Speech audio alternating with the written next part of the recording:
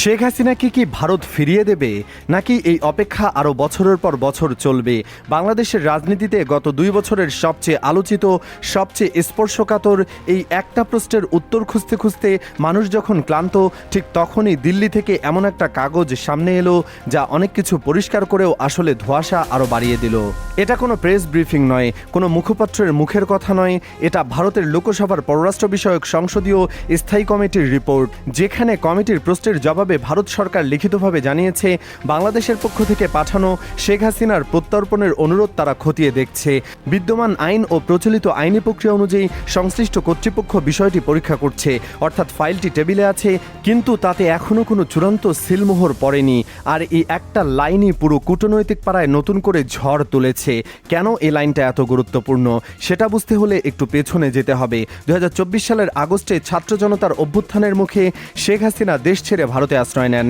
এরপর বাংলাদেশের আন্তর্জাতিক অপরাধ ট্রাইব্যুনাল তার বিরুদ্ধে মানবতা বিরোধী অপরাধের মামলায় গ্রেপ্তারি পরোয়ানা জারি করে এবং পরে মৃত্যুদণ্ডের রায় ঘোষণা করা হয়। সেই রায়ের পরপরই বাংলাদেশ সরকার আনুষ্ঠানিকভাবে ভারতের কাছে প্রত্যর্পণের অনুরোধ পাঠায়। প্রথমবার অনুরোধ পাঠানো হয় 2024 সালের ডিসেম্বরে, দ্বিতীয়বার আবারও পাঠানো হয় রায়ের পর। আর প্রতিবারই ভারতের পররাষ্ট্র মন্ত্রণালয়ের মুখপাত্র রণধীর জয়সওয়াল একই কথা বলেছেন, অনুরোধটি পরীক্ষাধীন রয়েছে, এটি বিচারিক এবং আইনি প্রক্রিয়ার অংশ হিসেবে দেখা হচ্ছে। কিন্তু এই পরীক্ষাধীন শব্দটার ভেতরেই আসল খেলাটা লুকিয়ে আছে। ভারত ও বাংলাদেশের মধ্যে একটি প্রত্যর্পণ চুক্তি আছে যা সই হয়েছিল 2013 সালে এবং 2016 সালে সংশোধন করা হয়েছিল। এই চুক্তি অনুযায়ী যে অপরাধে 1 বছরের বেশি সাজা হয় সেই অপরাধে অভিযুক্ত কাউকে ফেরত চাওয়া যায়। এই একদিক থেকে বাংলাদেশের অনুরোধ বৈধ, কিন্তু চুক্তির ভিতরে এমন কিছু ধারা আছে যা ভারতকে না বলার সুযোগ দেয়। সবচেয়ে বড় সুযোগ হলো রাজনৈতিক অপরাধের ব্যতিক্রম ধারা। চুক্তিতে বলা আছে যদি অভিযোগটি রাজনৈতিক প্রকৃতির হয় তাহলে প্রত্যর্পণ প্রত্যাখ্যান করা যেতে পারে।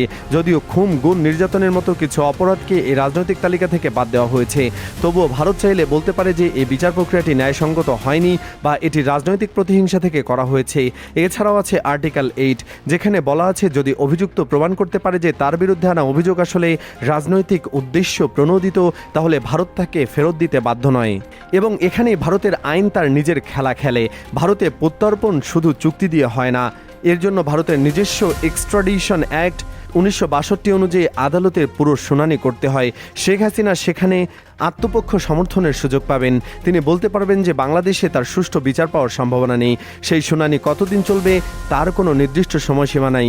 অতীতে এমন অনেক প্রত্যর্পণ মামলা বছরের পর বছর ধরে ঝুলে আছে। তাই আইনি প্রক্রিয়া আছে বলার মানে হলো ভারত ইচ্ছা করলে এই প্রক্রিয়াকে দীর্ঘায়িত করতে পারে। এবার আসুন সংসদীয় কমিটির রিপোর্টের দ্বিতীয় অংশে, যেটায় প্রথম অংশের চেয়েও বেশি চাঞ্চল্যকর।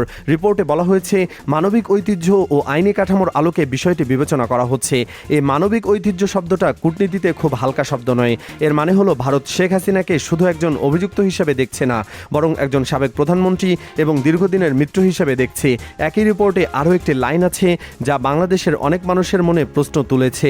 ভারত সরকার যদি দাবি করে ভারতের মাটি ব্যবহার করে শেখ হাসিনাকে কোনো রাজনৈতিক কর্মকাণ্ড চালাতে দেওয়া হয়নি, অর্থাৎ দিল্লি বলতে চাইছে তিনি ভারতে আছেন ঠিকই, কিন্তু তিনি নীরব আছেন, তিনি কোনো দল চালাচ্ছেন না। কিন্তু বাস্তবে কি তাই? এই প্রশ্নটা এখন সোশ্যাল মিডিয়া থেকে শুরু করে ঢাকার চায়ের দোকান পর্যন্ত ঘুরছে, কারণ বিভিন্ন সময় শেখ হাসিনার অডিও বার্তা বা বিবৃতি সামনে এসেছে বলে দাবি করা হয়েছে। ভারত সরকার আনুষ্ঠানিকভাবে বলছে তারা কোনো রাজনৈতিক প্ল্যাটফর্ম দেয়নি, কিন্তু এই দাবির পেছনের আসল কারণটা হলো আন্তর্জাতিক আইনের প্রতি শ্রদ্ধা দেখানো। যদি ভারত স্বীকার করে যে তিনি রাজনৈতিক কর্মকাণ্ড চালাচ্ছেন, তাহলে বাংলাদেশের অনুরোধ আরও জোরালো হবে। তাই এই অবস্থানটি একটি কৌশলগত অবস্থান। রিপোর্টের তৃতীয় এবং সবচেয়ে গুরুত্বপূর্ণ অংশটি হলো ভবিষ্যৎ সম্পর্ক নিয়ে ভারতের ভাবনা। কমিটি শুধু শেখ হাসিনা ইস্যুতে আটকে থাকেনি, তারা সুপারিশ করেছে বাংলাদেশের নতুন সরকারের সাথে সম্পর্ক পুনর্গঠন করতে হবে, সংসদীয় যোগাযোগ বাড়াতে হবে, ভিসা ব্যবস্থা স্বাভাবিক করতে হবে, নিরাপত্তা জোরদার করতে হবে এবং দ্বিপক্ষীয় সম্পর্ককে নতুন ভিত্তির ওপর দাঁড় করাতে হবে।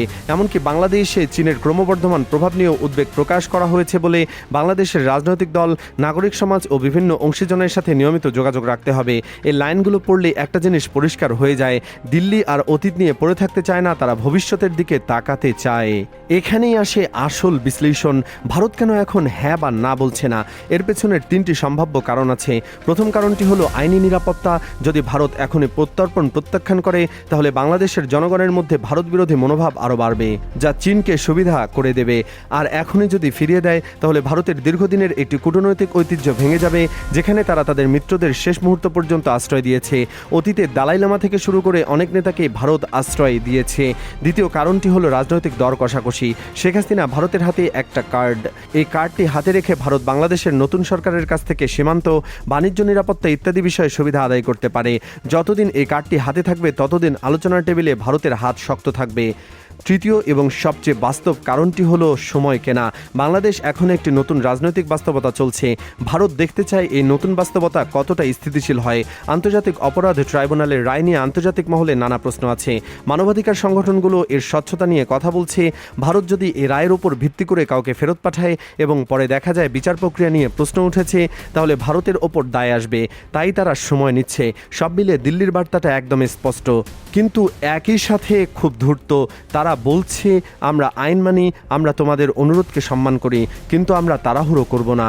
আর এই তাড়াহুড়ো না করার মধ্যেই লুকিয়ে আছে আগামী কয়েক বছরের বাংলাদেশ ভারত সম্পর্কের ভবিষ্যৎ।